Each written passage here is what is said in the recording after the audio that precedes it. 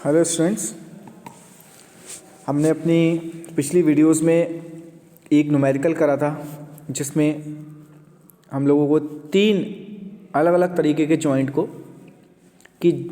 की स्ट्रेंथ को कैलकुलेट किया था। आज एक नया न्यूमेरिकल देखते हैं।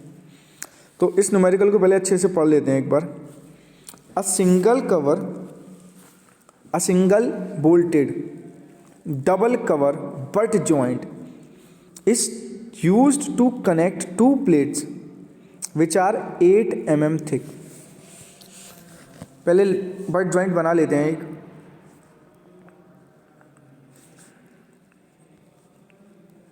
ये कुछ हमारा बट जॉइंट है। इसमें ये कवर प्लेट लगी है ऊपर, एक कवर प्लेट लगी है नीचे, ठीक है। और सिंगल बोल्टेड का मतलब inside view on one plate you will see single bolt, ठीक है।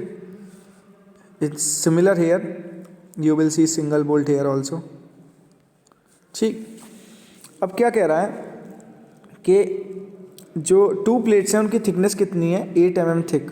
ये 8 mm थिक है, ठीक है। और कवर प्लेट्स की थिकनेस है बच्चों 6 mm।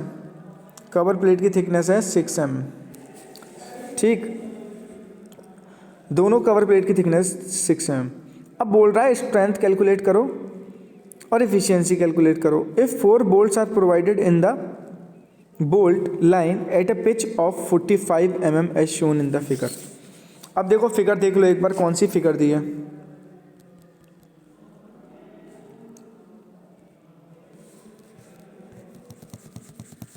इसको रब कर लेते हैं, 1 मिनट रुको अब।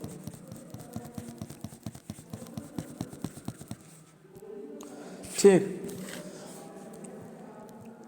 ये कुछ फिगर दी है हमें। 8 mm थिक है मेन प्लेट्स। सिंगल बोल्टेड का मतलब साइड व्यू में एक प्लेट पे एक बोल्ट दिखेगा, इधर भी एक बोल्ट दिखेगा। और क्वेश्चन के एंड में पढ़ो आप क्या लिखा है, एक line. If 4 bolts are provided in the bolt line, 4 bolts are provided in the bolt line. जब ये कौन सा व्यू है मेरा, ये है मेरा टॉप व्यू और ये है मेरा साइड व्यू या फ्रंट व्यू भी बोल सकते हैं इसको, ठीक है। अब यहाँ पे आपको चीज़ें नोटिस करने की क्या क्या है। एक तो एंड डिस्टेंस की वैल्यू दी है 30 और पिच की वैल्यू दी है 45, ठीक है। 30 mm 45 mm। इस क्वेश्चन में ये फिगर गिवन है, यहाँ से आपको E मिल गया, P मिल गया, ठीक है। एक प्लेट की थिकनेस कितनी है, मेन प्लेट की 8 mm है और कवर प्लेट्स की कितनी है बच्चों, 6 mm। तो देखो अगर मुझे T कैलकुलेट करना है, T क्या होता था, minimum of sum of cover plate. Sum of cover plate का मतलब 6 + 6 ये हो गया 12, 6 + 6 ये हो गया 12, ठीक है। और 8 mm। अब इन दोनों में से मिनिमम देखो, ये 12 mm है, ये 8 mm है। तो T की वैल्यू कितनी हो गई बच्चों, यहाँ पे T की वैल्यू हो गई 8 mm। P की वैल्यू 45 mm, E की वैल्यू 30 mm। तो ये कुछ डाटा हमने नोट कर लिया यहाँ से, इस फिगर से, ठीक है। आगे बढ़ते हैं। अब एक चीज़ और देखो, इस पोर्शन में ये जो है ये हमारा गिवन है। इस पिच के अंदर एक बोल्ट है। अब ये क्रिटिकल सेक्शन है हमारा। क्रिटिकल सेक्शन क्या होता है, जो सबसे आउटर वाले बोल्ट्स होते हैं। अब यहाँ तो एक ही लाइन है, तो इस लाइन में जो बोल्ट्स हैं वो क्रिटिकल बोल्ट्स हैं। अब इस बोल्ट में भी उनने एक पर्टिकुलर एरिया दिया है। इसके अंदर नंबर ऑफ बोल्ट कितने हैं, देखो इस शेडेड पोर्शन में कितने नंबर ऑफ बोल्ट हैं, 1 बोल्ट है। ध्यान रखना है आपको, एक ही बोल्ट है इस सेक्शन में, ठीक है। तो जब हम नेट एरिया कैलकुलेट करेंगे ना आगे टेंसाइल स्ट्रेंथ के लिए, तो वहाँ हम देखेंगे कैसे क्या होगा, ठीक है।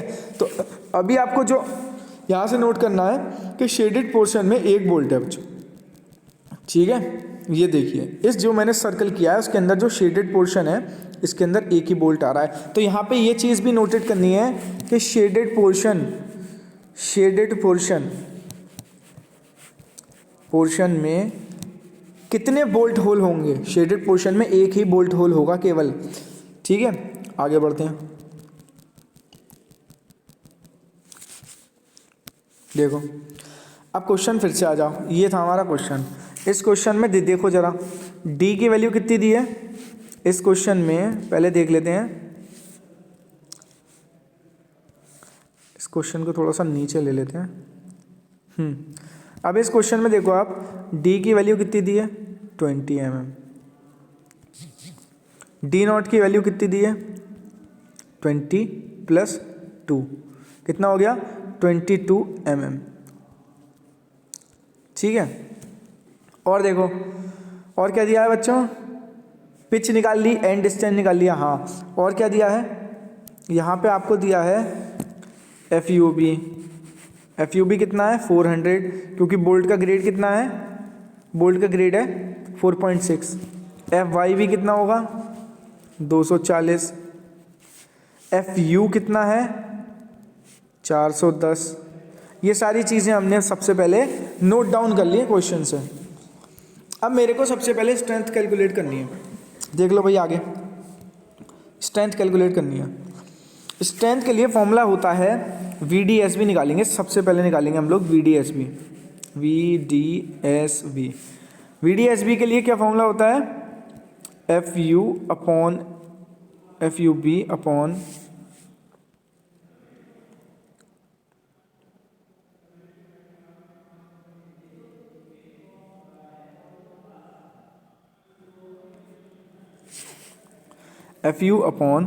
√3 gamma MB bracket start NN into ANB plus NS into ANS। ठीक है, तो यहाँ से हमको ये फॉर्मूला यूज़ करना है। अब देखो NN और NS की वैल्यू मैं आपको पहले ही बता चुका हूँ, याद रखनी है। डबल कवर बट जॉइंट के केस में nothing is given, NN will be taken as 2 and NS will be taken as 0। ठीक है, अब देखो यहाँ पे हम लोग फॉर्मूला यूज़ कर रहे हैं। अब देखो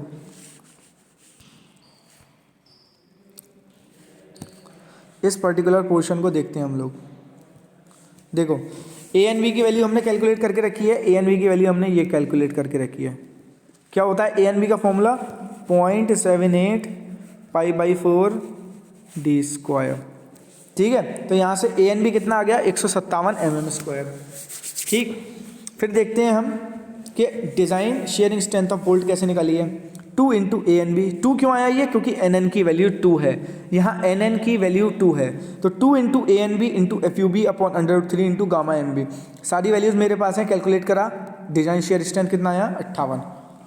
नेक्स्ट हमको कैलकुलेट करनी है bearing strength of bolt. Bearing strength के लिए फॉर्मूला क्या है बच्चों, 2.5 × KB × DT × FU upon gamma MB। यहाँ पे T की वैल्यू पता है, D की वैल्यू पता है, KB निकालना है। KB के लिए क्या होता है बच्चों फॉर्मूला, KB के लिए हमें ये पोर्शन को देखना पड़ेगा। E की वैल्यू हमने निकाल चुके हैं, फिगर में थी 30। 3 × D नॉट की वैल्यू कितनी हो गई, डायमीटर कितना गिवन है 16 में 2 जोड़े कितना हो गया 18 mm, क्योंकि देखो क्वेश्चन में जो डायमीटर है वो 16 है, 20 नहीं है, जो स्टार्टिंग में मैंने गलत बता दिया था। क्वेश्चन में 20 नहीं है, क्वेश्चन में 16 mm का बोल्ट है, तो 16 + 2 कितना हो गया 18।